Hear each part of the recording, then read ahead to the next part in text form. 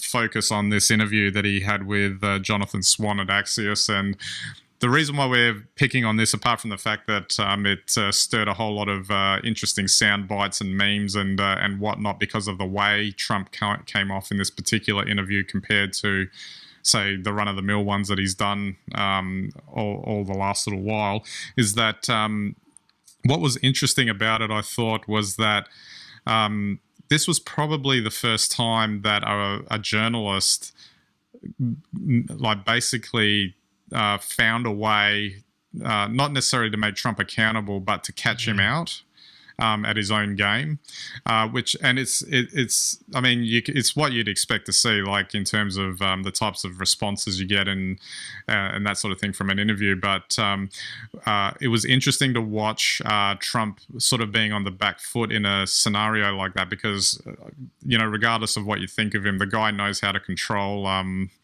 a media response, and he didn't seem to be on his game in this particular one. Well, it's interesting, isn't it? Because we had the first crack in this sort of facade a few weeks back when he had that interview and he tried to claim that America was doing really, really well. And he got beaten down by the Fox journo, which was interesting in itself. But he didn't, if you remember that interview in particular, he didn't have any details. And I think for whatever reason, he's showing up at this interview with the details, if we can call them that, and really come unstuck.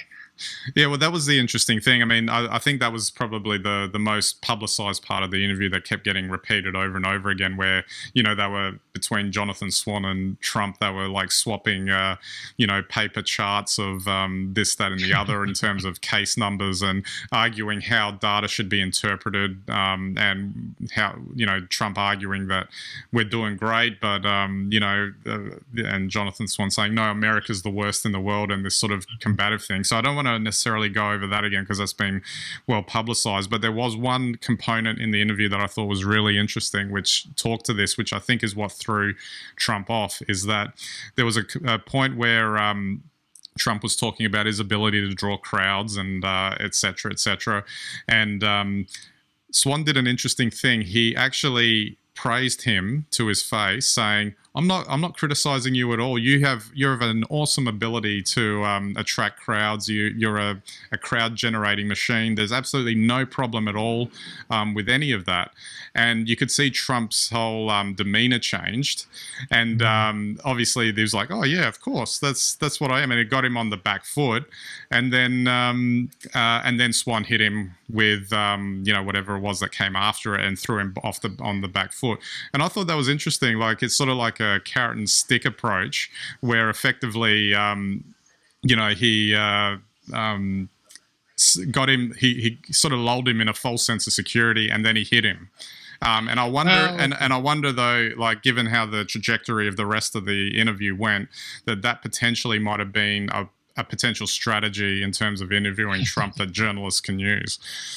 Well, yeah, it's actually one of Trump's favourite tactics anyway, is you throw out a negative, positive, negative, and, put the opposition off balance. And, it's interesting, probably after 4 years of feeling pretty much hectored by journalists, that may have been a masterstroke, because it's one of the few compliments I think anyone from the press has given Trump. Yeah, absolutely. In an interview in 4 years, and you're probably right. It probably played a trick on Trump and softened him up for the onslaught. Exactly. The interesting thing though too was at the end of it, Trump said he was happy with the interview, and what it turned out that why he was happy with the interview is that ahead of the interview he said to Swan, look, whatever you do, you've got to make sure that the interview is not edited. I do not want to be edited. I don't want to be turned into, taken out of context or whatever. And Swan just said, yeah, okay, we'll make sure that it's not. I mean, obviously it was edited, so there was different camera angles and stuff. But I think the impression was to give the feeling of an uninterrupted interview. And then, he. It proceeded to work against him in a way, because it just kind of showed him what it was. But then Trump was like, no, that's exactly how it was. I wasn't edited, so I'm fine with it, which was... Yeah. I guess it's to say not to be surprised by anything Trump says, really. But I was a little surprised by that, only because it seemed like he was put on the back foot a lot, and he might not have been happy about that.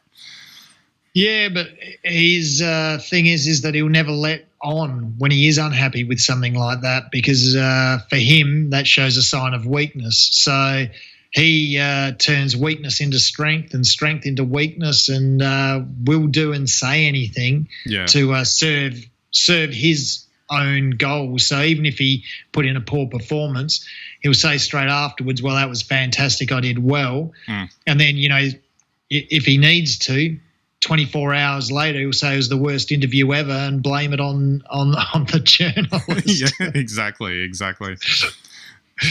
So he's very hard to pin like that. So who knows? I mean, do you think he's under pressure? I mean, one of the things is Trump's been under immense pressure for his whole 4-year term. Yeah.